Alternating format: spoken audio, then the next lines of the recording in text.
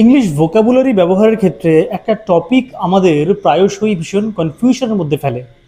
সেই টপিকটা হলো হোমোফোন, হোমোনিম এবং হোমোগ্রাফের সঠিক ব্যবহার এবং তাদের পার্থক্য। এই ভিডিওর মধ্যে আমরা এই টপিকটা সঠিক ব্যবহার এবং নির্ভুলভাবে তার প্রয়োগ সম্বন্ধে একটু আলোচনা করব। হোমোফোন হলো একই রকম ধ্বনি যে সমস্ত শব্দগুলো বা একই রকম উচ্চারণ হয় যে সমস্ত শব্দগুলো, কিন্তু তার মানে এবং তার প্রয়োগ আলাদা।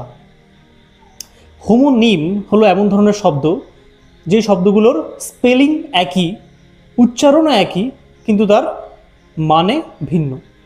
এবং হোমোগ্রাফ হলো এমন ধরনের শব্দ যে শব্দগুলোর স্পেলিং এক এবং তার অর্থ এবং তার উচ্চারণ আলাদা।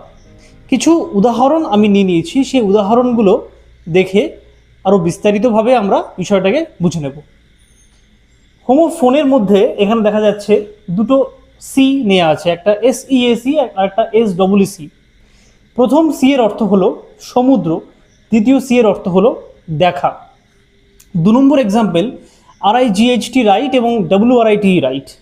প্রথম রাইটের অর্থ হলো সঠিক এবং দ্বিতীয় রাইটের অর্থ হলো লেখা।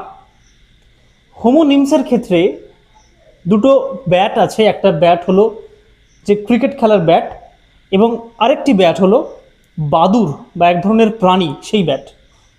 প্রথম বার্কের অর্থ আমরা বলতে পারি যে কুকুরের ডাক, সেই বার্ক, এবং দ্বিতীয় বার্ক অর্থাৎ গাছের ছাল।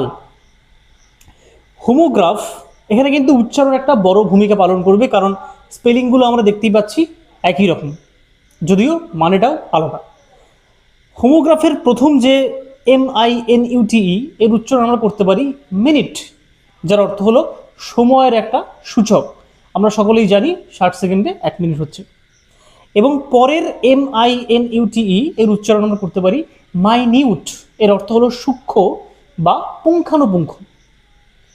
LIVE লিভ মানে বসবাস করা, এবং LIVE লাইভ বা সরাসরি।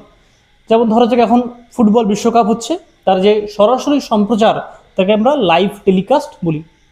তো এই গেল হোমোফোন, হোমোনিম এবং হোমোগ্রাফের পার্থক্য এবং তার সঠিক প্রয়োগ। আশা করি এই বিষয়টা সকলের কাছে ক্লিয়ার হয়েছে। থ্যাংক ইউ সবাইকে।